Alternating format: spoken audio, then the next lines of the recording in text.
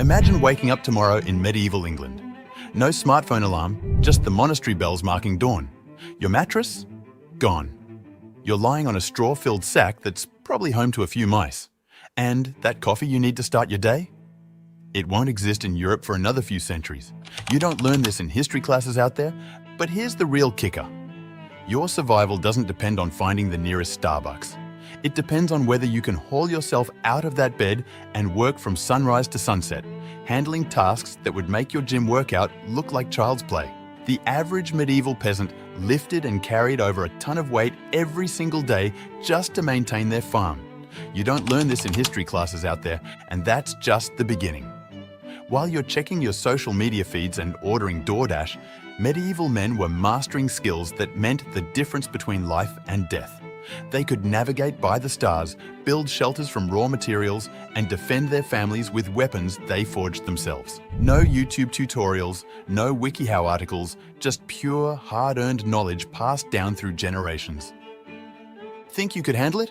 Let's find out. Let's talk about what your body would actually face in medieval times. Forget your standing desk and ergonomic chair. Medieval life was a constant workout that would break most modern fitness influences. The average medieval farmer burned around 4,000 to 5,000 calories daily just to survive.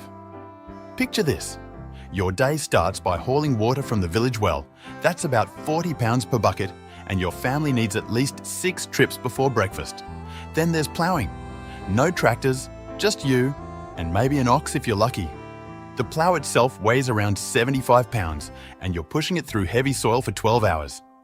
Your Peloton sessions aren't looking so tough now, are they? But here's where it gets interesting. Medieval men developed specific physical adaptations we rarely see today. Skeletal remains show they had bone density that would put modern athletes to shame. Their forearm bones were consistently thicker on one side, evidence of repetitive, intense physical labor from childhood. You don't learn this in history classes out there. Meanwhile, modern men are facing a crisis of physical decline. Average testosterone levels have dropped by about 1% per year since 1980. The average hand grip strength, a key indicator of overall physical capability, has plummeted. We've engineered physical challenge out of our lives so thoroughly that our bodies are literally becoming weaker with each generation. The medieval man didn't need a gym membership. His entire life was resistance training, cardiovascular exercise, and functional fitness rolled into one brutal package. Tools were heavier, clothes were heavier, try wearing chainmail for a day, and even simple tasks like making bread required significant physical effort. A single session of threshing wheat separating grain from chaff would constitute a full-body workout that would leave most CrossFit enthusiasts gasping for air. Think your protein shake and meal prep routine is hardcore? Medieval nutrition would flip your modern diet upside down. Here's a reality check. The average medieval peasant consumed around 4,000 calories daily, but not from protein bars and supplement powders. We're talking about coarse bread that could crack teeth, pottage, basically a perpetual stew, and whatever vegetables they could grow. The real kicker? They were healthier than most of us. Medieval teeth show less decay than modern mouths, despite having zero dental care. Why? No processed sugar. Their gut bacteria diversity would embarrass our sanitized digestive systems. Modern food scientists are just now discovering that their fermented foods and varied diet created a robust microbiome that protected them from numerous diseases. But here's where it gets interesting. Medieval men understood something we've forgotten. Food isn't supposed to be available 24/7. Their bodies adapted to natural cycles of feast and famine. During harvest, they'd feast like kings. During winter, they might go days eating nothing but dried beans and hard bread. This natural intermittent fasting kept their metabolism sharp and bodies lean. You don't learn this in history classes out there? Compare that to today, where we've got guys crushing their 4th delivery meal of the day while complaining about their gut health. The average modern man consumes more sugar in a week than a medieval person would see in a year. We've got more food variety than any medieval king could dream of, yet we're plagued with dietary diseases they never experienced. Want a medieval food hack that would shock modern nutritionists? They drank ale instead of water, not to get drunk, but because the fermentation process made it safer than most water sources, kids included. And that ale had more nutrients than most modern health drinks. Let's talk survival. And I don't mean your phone battery dying at 2%. Medieval survival was a daily practice, not a weekend hobby. Every medieval man was essentially a walking survival encyclopedia. They could read weather patterns better than our modern meteorologists. Just by looking at the sky and observing animal behavior, they could predict storms days in advance with shocking accuracy. You don't learn this in history classes out there. Think about your morning routine. You check your weather app, set your smart thermostat, and order groceries online. Medieval man? He's already identified 5 edible plants on his way to work, noticed wolf tracks near the village, and adjusted his day's labor based on approaching weather. His survival database was stored in his head, not in the cloud. Here's something wild. Medieval people could navigate vast distances without a single map.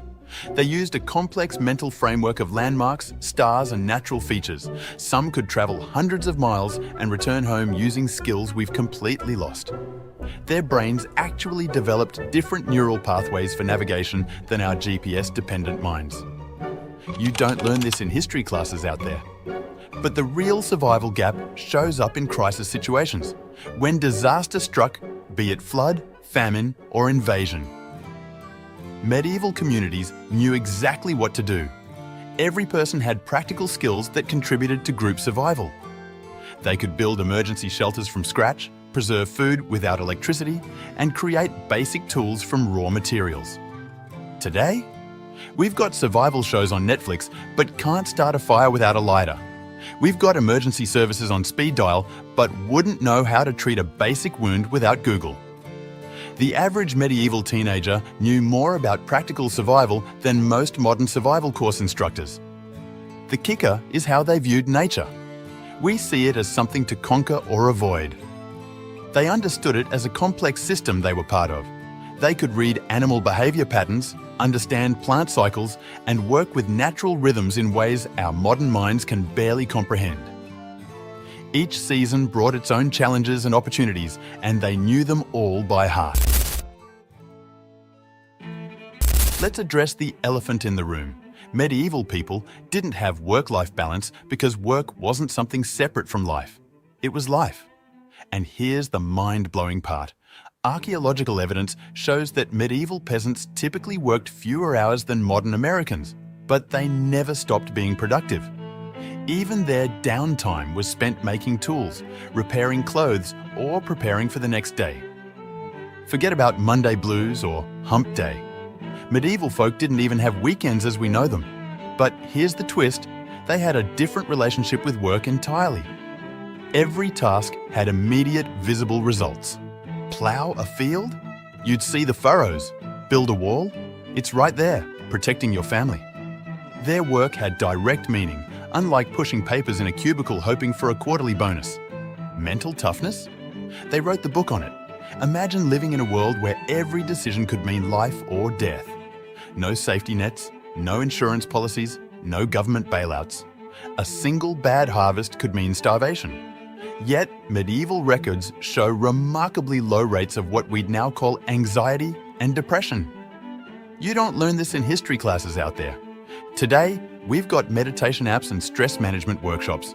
Medieval folks? They processed trauma and stress through community, physical work, and a deep understanding that life was inherently challenging. They didn't expect comfort. They expected struggle and were mentally equipped for it. Here's something that'll blow your mind. Medieval people had a concept called productive suffering. They believed that facing hardship head-on made you stronger, wiser, and more capable. Compare that to our modern obsession with avoiding any form of discomfort.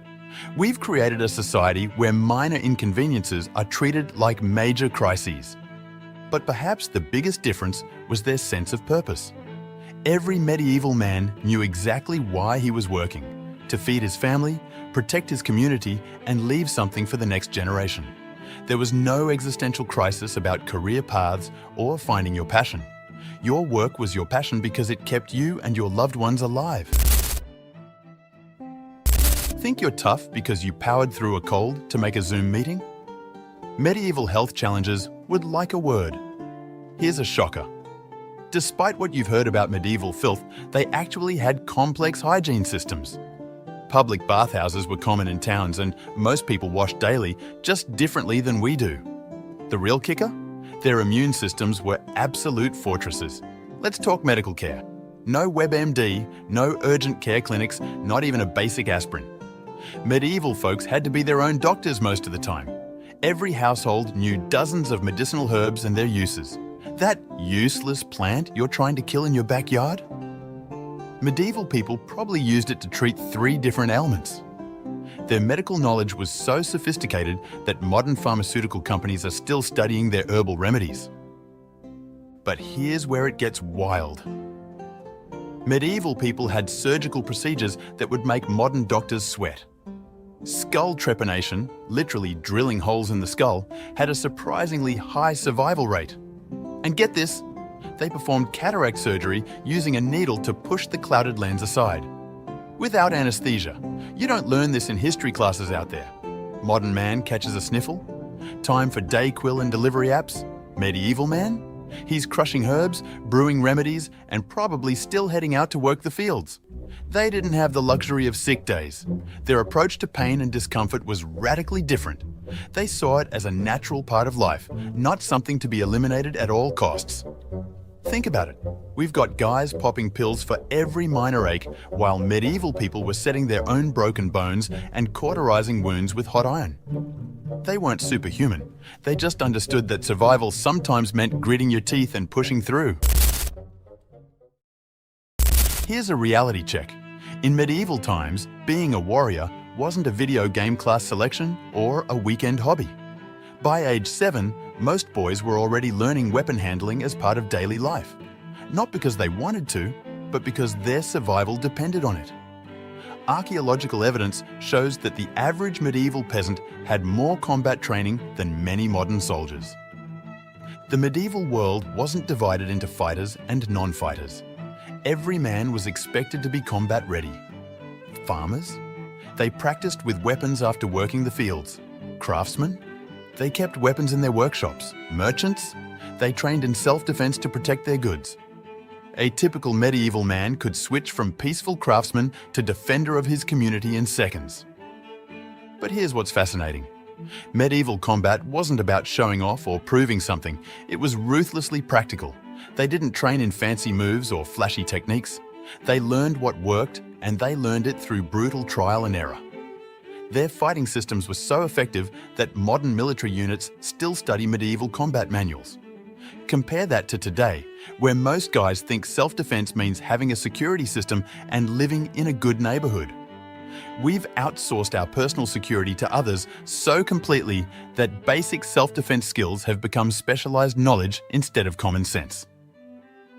The medieval approach to conflict wasn't just about fighting, it was about awareness. They understood that the best defense was avoiding trouble in the first place. But when trouble came, they didn't have the luxury of waiting for someone else to handle it. No calling 911, no security cameras, no panic buttons. Just you, your neighbors, and whatever weapons you had on hand.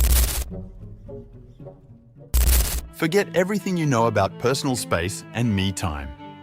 Medieval life was a masterclass in community interdependence. Here's something mind-blowing. Medieval villages had a social support system so effective that homelessness was practically non-existent. When someone's house burned down, the entire community would rebuild it, usually within days. You don't learn this in history classes out there. The medieval man wasn't just responsible for himself and his immediate family. He was part of a complex web of mutual obligations. Your neighbor's problem? That was your problem too. Their harvest failed? You shared yours. Their barn needed raising? Everyone showed up. Not because they were saints, but because next time it could be you needing help. Here's the kicker about medieval community life. They had something we've almost completely lost: real social consequences. You couldn't just ghost your responsibilities and move to another city. Your reputation was your currency, and everyone knew exactly what kind of person you were. Medieval records show that social pressure was more effective at maintaining order than any law enforcement. Compare that to today, where we've got thousands of social media friends, but barely know our next-door neighbours. We've created a world where it's possible to be completely isolated while being constantly connected. Medieval folk would find our version of community absolutely bizarre, all surface, no substance. But perhaps the most striking difference was in how they viewed individual success. In medieval times, personal achievement meant nothing if it didn't benefit your community. A skilled craftsman wasn't just making products. He was training the next generation, contributing to community projects, and maintaining crucial knowledge for everyone's survival. So, would a modern man survive in medieval times? The hard truth is that most of us wouldn't make it past the first month. And it's not just about the physical challenges, it's about a completely different mindset that we've lost. Medieval people had something we've traded away for comfort. They were complete human beings, capable of handling almost any situation life threw at them. Think about everything we've covered. The physical demands that would break most gym enthusiasts. The survival skills that went far beyond Bear Grylls-style TV shows. The mental toughness that didn't need therapy apps or motivational podcasts. The community bonds that made social media look like a pale imitation of real human connection. But here's the real verdict. Medieval people weren't superhuman. They were just humans operating at their full potential, something most of us haven't experienced in generations. The average medieval peasant had more practical skills than a modern survival expert, more physical capability than a gym rat, and more mental resilience than a motivational speaker. The most damning evidence? They could lose everything and rebuild from scratch. Most of us can barely handle a power outage or a broken smartphone.